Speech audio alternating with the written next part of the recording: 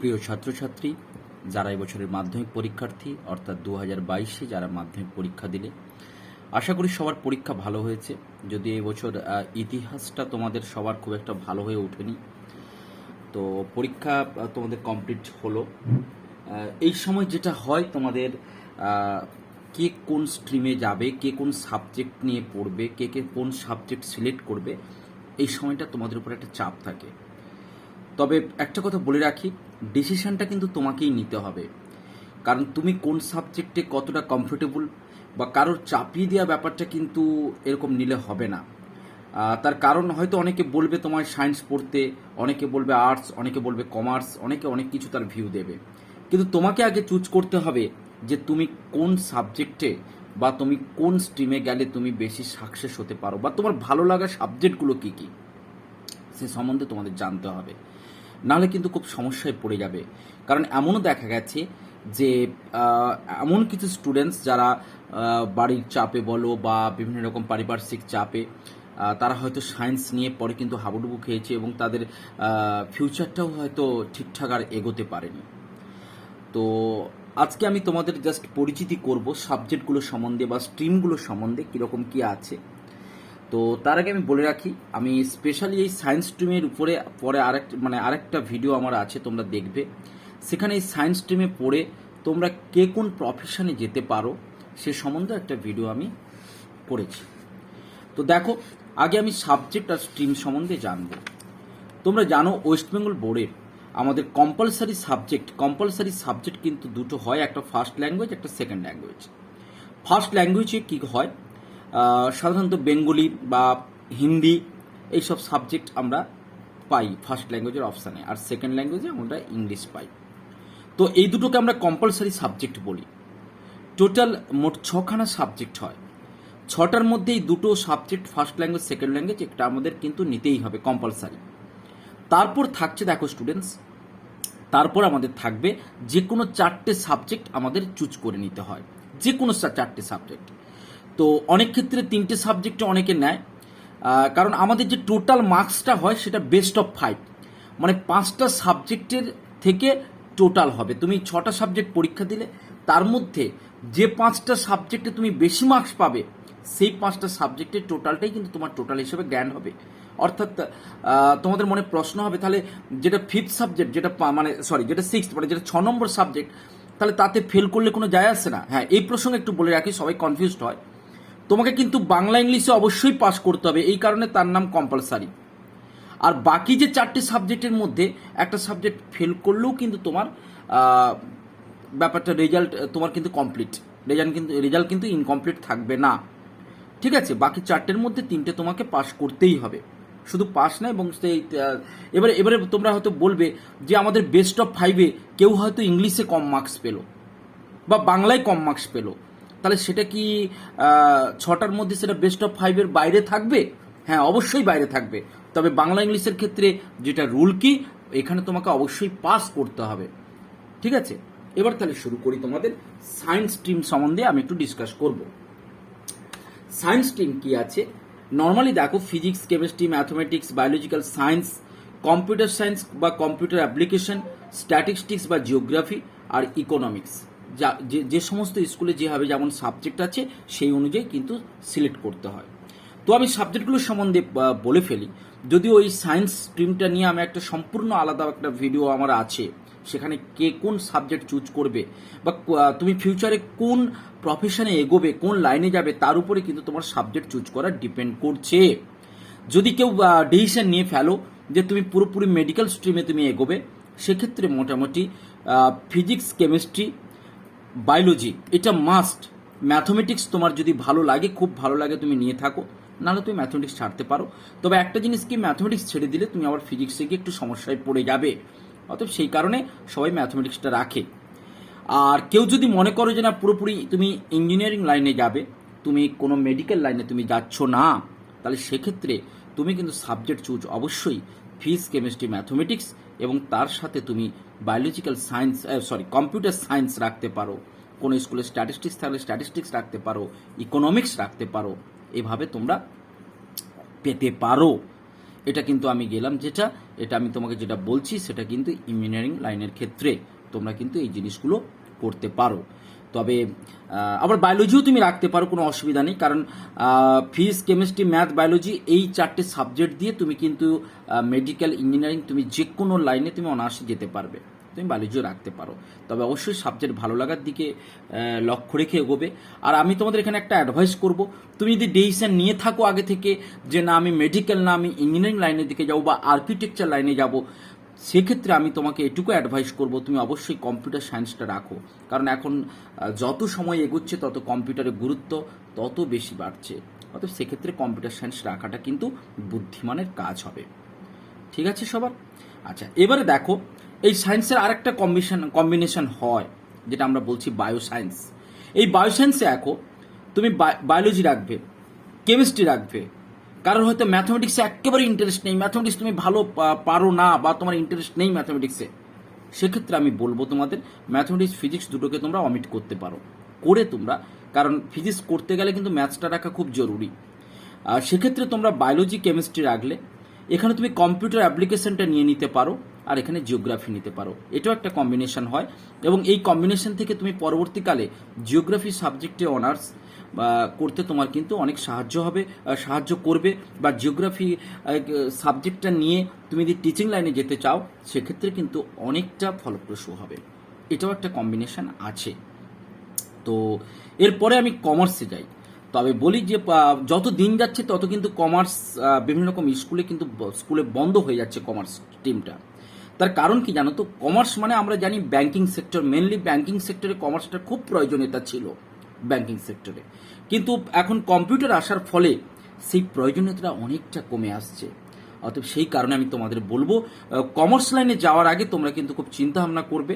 তো দেখো কমার্সে মেনলি অ্যাকাউন্টেন্সি আর বিজনেস স্টাডিজ এই দুটো সাবজেক্ট কিন্তু মাস্ট রাখতে হবে। এই দুটো সাবজেক্টের উপরেই কিন্তু সমস্ত কিছু কমার্সটা দাঁড়িয়ে আছে। তারপর যেগুলো আছে কমার্শিয়াল ল বলে সাবজেক্ট আছে, কস্টিং ট্যাক্সেশনের সাবজেক্ট আছে, ইকোনমিক্স রাখা যায়, কম্পিউটার অ্যাপ্লিকেশন রাখা যায় তুমি কমার্সে পড়ে, এগুলো দেখবে। তবে কমার্স নেওয়ার আগে অবশ্যই চিন্তা ভাবনা করবে, কারণ কমার্সে কিন্তু আমাদের যে বিভিন্ন রকম লাইনে যাওয়ার ব্রাঞ্চটা সেটা অনেকটাই কম আছে। আর ওইটা বললাম না যে বিভিন্ন রকম ব্যাংকিং সেক্টরে যেটা কমার্সের প্রয়োজনীয়তা ছিল সেই প্রয়োজনীয়তা কিন্তু এখন কম্পিউটার এসে অনেকটা কিন্তু মেকআপ করে দিচ্ছে। সেই কারণে আমাদের এইসব কান্ট্রিতে দাঁড়িয়ে কমার্সে পড়াশোনা করার আগে স্টুডেন্টকে কিন্তু ভাবতে হবে। এরপর আসছি আমি আর্টস সাবজেক্টের কথায় আসি। দেখো আর্টসে কিন্তু অনেক সাবজেক্ট, আর্টসের সাবজেক্ট চুজটা তোমাকে কিন্তু ঠিকঠাক করে নিতে হবে।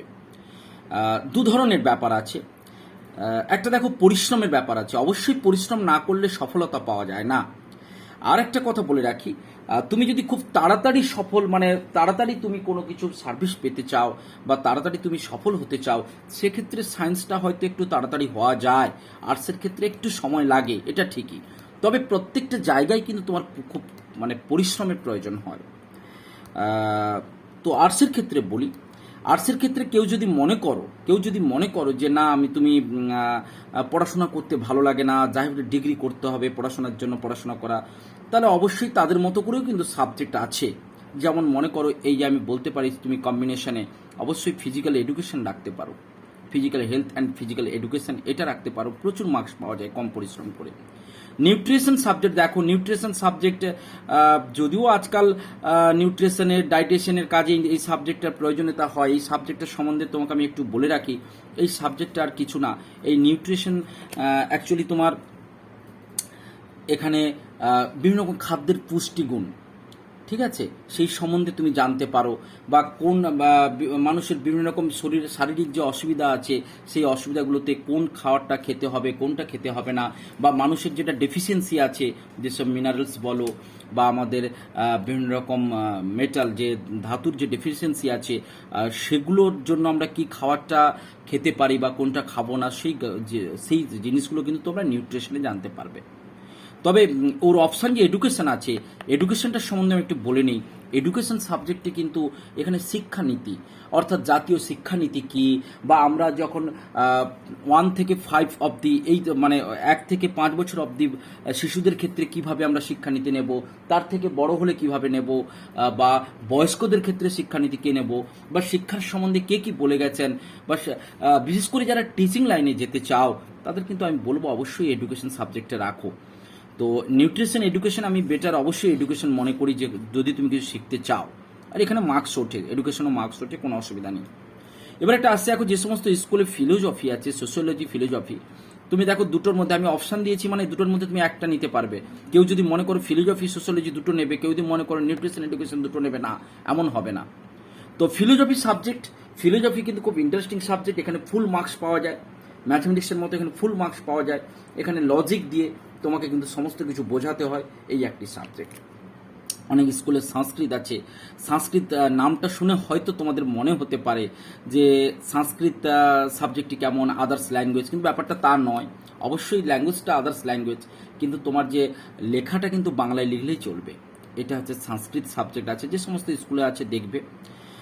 তবে সংস্কৃতের একটা সময় চাহিদা টিচিং লাইনে প্রচুর পরিমাণে ছিল, কিন্তু এখন সেটা প্রায় কমে এসছে, নেই বললেই চলে। পলিটিক্যাল সায়েন্স, দেখো আর্টসের ক্ষেত্রে খুবই একটি ইম্পর্টেন্ট সাবজেক্ট পলিটিক্যাল সায়েন্স। তোমাদের এটা নতুন সাবজেক্ট, তোমরা হয়তো ভাবতে পারো যে এই সাবজেক্টটা পড়ে আমরা কি করব। আমি অবশ্যই আর্টস স্টুডেন্টদের বলবো, যারা ভবিষ্যতে প্রতিষ্ঠিত হতে চাও, অবশ্যই তোমরা পলিটিক্যাল সায়েন্স সাবজেক্টের উপরে গুরুত্ব দাও। কেন? তার কারণ এখানে তোমার কি থাকবে, যারা রাজনীতি ভালোবাসো, যারা রাজনীতি আলোচনা করতে ভালোবাসো, যারা রাজনীতির খবর রাখো, তাদের ক্ষেত্রে কিন্তু এটা খুব গুরুত্বপূর্ণ। এবং তার সাথে বলে রাখি, যারা ল নিয়ে পড়তে চাও, আইন নিয়ে পড়াশোনা করতে চাও, তাদের ক্ষেত্রে কিন্তু এই পলিটিক্যাল সায়েন্স সাবজেক্টটা রাখাটা খুবই প্রয়োজন আছে। এবং বিভিন্ন রকম কম্পিটিটিভ এক্সাম, বিশেষ করে বিসিএস আমি বলবো, সেসব ক্ষেত্রে কিন্তু এই পলিটিক্যাল সায়েন্সের একটা আলাদা গুরুত্ব আছে। তো আমার মনে হয় একটা আর্টস স্টুডেন্ট যদি সে পলিটিক্যাল সায়েন্স রাখে, সে কিন্তু ভবিষ্যতে অনেক দূরে এগোতে পারবে, কারণ ল নিয়ে তুমি কিন্তু অনেক দূরে এগোতে পারো। যাদের বড় বড় মনে করো বিজনেস আছে বাড়িতে, সেখানে একটা লয়ারের প্রয়োজন হয়, বা একটা লয়ারের সিগনেচার দরকার হয় বিভিন্ন রকম পেপারে, সেক্ষেত্রে কিন্তু তোমরা এই ডিগ্রিটা করতে পারো। আচ্ছা, এরপরে আসি জিওগ্রাফি সম্বন্ধে সবারই জানা, এই জিওগ্রাফির সম্বন্ধে সবারই জানা, যারা একটু আঁকতে ভালোবাসো, যারা টুকিটাকি অঙ্ক পছন্দ করো, টুকিটাকি মানে খুব ভালো যে অঙ্ক জানতে হবে এমন নয়, টুকিটাকি অঙ্ক পছন্দ করো, যারা বসে বসে পেন্সিল নিয়ে হয়তো ছবি আঁকতে পছন্দ করো, আমি তাদেরকে বলবো তারা জিওগ্রাফি সাবজেক্টটা নিতে পারো। একটু পরিশ্রম বেশি করতে হয়, জিওগ্রাফি সাবজেক্টে পরিশ্রমটা একটু বেশি করতে হয়, কম্পিটিশনটাও থাকে, যদিও এটা একটা প্র্যাকটিক্যাল সাবজেক্ট, মানে 70 মার্কস তোমার রিটেন আর 30 মার্কস থাকে প্র্যাকটিক্যাল। অন্যান্য সাবজেক্টগুলো 20 মার্কস প্রজেক্ট করে আর 80 মার্কস রিটেন থাকছে, কিন্তু জিওগ্রাফি একটা প্র্যাকটিক্যাল সাবজেক্ট। তো পরিশ্রম করতে হবে এই সাবজেক্টটার, এবং এই সাবজেক্টটার ভবিষ্যৎও ভালো আছে। আর্টসের স্টুডেন্টরা কিন্তু ম্যাথমেটিক্সও রাখতে পারো, তো ম্যাথমেটিক্স রাখলে তুমি হিস্ট্রি রাখতে পারবে না, ম্যাথমেটিক্সও রাখতে পারো, কারণ ম্যাথমেটিক্স সায়েন্সও যেমন আছে তেমন আর্টসের থেকে রেখেও কিন্তু ম্যাথমেটিক্স করা যায়, আর্টসে থেকেও। এবারে আমি আসছি হিস্ট্রির কথায়। হিস্ট্রিটা আমি সবার লাস্টে এই কারণে ধরেছি, এখন হিস্ট্রি আমি উপরে দেখবে আমি বড় করে লিখে রেখেছি। আর্টসের একটা প্রয়োজনীয় সাবজেক্ট হিস্ট্রি। তোমাদের মনে হতে পারে যে এবারে তো হিস্ট্রি এক্সাম এত খারাপ হলো, এই হিস্ট্রির উপরে কি আমাদের ভরসা রাখা যাবে? আমি বলবো অবশ্যই ভরসা রাখা যাবে, অবশ্যই ভরসা রাখা যাবে। কারণ তুমি যখন পরবর্তীকালে যে কোনো গভর্নমেন্ট কম্পিটিটিভ এক্সাম দিতে থাকবে, সেক্ষেত্রে দেখবে হিস্ট্রির প্রয়োজনীয়তা কতটা আছে। বিশেষ করে যারা সিভিল সার্ভিসের জন্য প্রিপারেশন নেবে, তাদের ক্ষেত্রে আমি বলবো হিস্ট্রি খুব প্রয়োজন। এমনকি তোমরা জানলে হয়তো অবাক হবে, যে সমস্ত সায়েন্স স্টুডেন্টরা তারা সিভিল সার্ভিসের জন্য প্রিপারেশন নেয়, তারা কিন্তু তাদের মেন সাবজেক্ট হিসেবে তারা হিস্ট্রি রাখে। কি বলছে নিশ্চয়ই বুঝতে পেরেছো? অতএব হিস্ট্রির খুব প্রয়োজনীয়তা আছে। আর হিস্ট্রি হয়তো অনেকে বলতে পারো যে এইচএসে হিস্ট্রিতে অনেক লিখতে হয়, মার্কস ওঠে না, কিন্তু ব্যাপারটা তা নয়। হিস্ট্রিতে হাইয়েস্ট 8 মার্কসের কোশ্চেন থাকে, হাইয়েস্ট মার্কস যেটা 8 মার্কসের কোশ্চেন থাকে। আর সেই 8 মার্কসের কোশ্চেন বেশি না, তুমি 15 থেকে 16টা যদি সলিড সেন্টেন্স তুমি দিতে পারো, তাহলে কিন্তু তুমি 8 পেয়ে যেতে পারো। আর তো এখন তোমরা জানো, এখন কাউন্সিলে প্রচুর পরিমাণে এমসিকিউ এসএকিউ আছে, অতএব সেই ভয়টা আর নেই। আর আমি এটুকু তোমাদের অ্যাডভাইস করব যে তোমরা হিস্ট্রিটা অবশ্যই রাখো, তোমাদের আর্টসে কিন্তু খুব কাজে লাগবে। দেখো তারপরে এখানে আছে কম্পিউটার অ্যাপ্লিকেশন তোমরা রাখতে পারো, অবশ্যই তোমরা রাখতে পারো কম্পিউটার অ্যাপ্লিকেশন, এটাও তোমার পরবর্তীকালে যখন বিবিএ পড়বে তখন এটা খুব কাজে লাগে এই সাবজেক্টটা। অতএব এই আর্টসের কিন্তু অনেক ধরনের সাবজেক্ট আছে, তো আমি বললাম কিছু সাবজেক্টের কথা, ওদিকে মিউজিক আছে আছে, তবে বিভিন্ন সমস্ত স্কুলে তো আর সমস্ত সাবজেক্ট থাকে না, তো তোমার অবশ্যই ভালো লাগা সাবজেক্টের উপর তুমি গুরুত্ব দাও, আর আর্টসের এই সাবজেক্টগুলোর মধ্যে তুমি চুজ করে নিতে পারো। তো আমি তোমাকে যদি অ্যাডভাইস করি, তুমি যদি পড়াশোনা করে সত্যি প্রতিষ্ঠিত হতে চাও, আমি তোমাকে অ্যাডভাইস করব যে হিস্ট্রি আর পল সায়েন্স এই দুটো সাবজেক্ট কিন্তু মাস্ট। তারপরে বাকি দুটোর মধ্যে তুমি অবশ্যই কম্পিউটার অ্যাপ্লিকেশনের কথা ভাবতে পারো, তোমার যদি স্কুলে থেকে থাকে।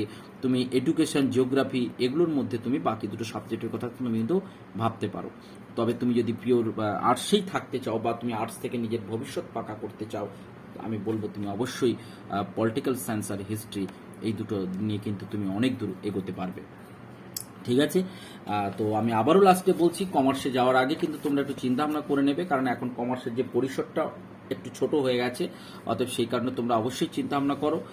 আর সায়েন্সের সম্বন্ধে, সায়েন্সের অবশ্যই তোমাদের অনেক কিছু কোশ্চেন থেকে গেল, সায়েন্স সাবজেক্টে কেমন কীভাবে কম্বিনেশন হবে, বা আমি তো সেভাবে গুরুত্ব দিয়ে আমি হয়তো তত বেশি বড় করলাম না সায়েন্স সাবজেক্টের সম্বন্ধে। আমার এর আরেকটি ভিডিও আছে শুধুমাত্র এই সায়েন্স নিয়েই আমার ডিসকাস, বা সায়েন্স থেকে তোমরা কোন লাইনে যেতে পারো, তোমার কেরিয়ার অপশানটা কি আছে, কেরিয়ার অপশান উইথ সাবজেক্ট, এই সম্বন্ধে আমার একটা ভিডিও আছে। কারণ তোমার এই সাবজেক্ট চুজটা কিন্তু ডিপেন্ড করবে তোমার কেরিয়ারের উপরে, তুমি কোন লাইনে যাবে, কি করবে, সেটা কিন্তু আগে থেকে তোমাকে চুজ করে নিতে হবে। আরেকটা কথা বলে রাখি, এই সায়েন্স পড়াশোনা করলে কিন্তু তোমার পরীক্ষা শেষ হয়েছে 15 তারিখ, তোমাকে তার পরের দিন থেকে কিন্তু তোমাকে রেডি হয়ে যেতে হবে, তোমাকে কিন্তু সাবজেক্টটা কন্টিনিউ করতে হবে। দেখো, অবশ্যই পরিশ্রম করতে হয়। আর একটা কথা আমি প্রথমে বলেছিলাম যে সায়েন্সে হয়তো খুব তাড়াতাড়ি সফলতা পাওয়া যেতে পারে, তবে তার পরিশ্রমটাও কিন্তু অনেক বেশি আছে সায়েন্সে পড়ে। তো যাই হোক, আমি সায়েন্স সম্বন্ধে তোমাদের কি ধরনের কি করতে হবে, বা অনেকে ভয় পাচ্ছ সায়েন্স নেবে কিনা, কি করবে, আমি তার একটা সম্পূর্ণ ভিডিও তোমাদের কিন্তু আমি দেব। ধন্যবাদ সবাইকে। তবে ভালো থেকো এবং ঠিকঠাক করে সবাই সাবজেক্ট চুজ করো, এইচএসটা খুব মন দিয়ে পড়াশোনা করো। ধন্যবাদ।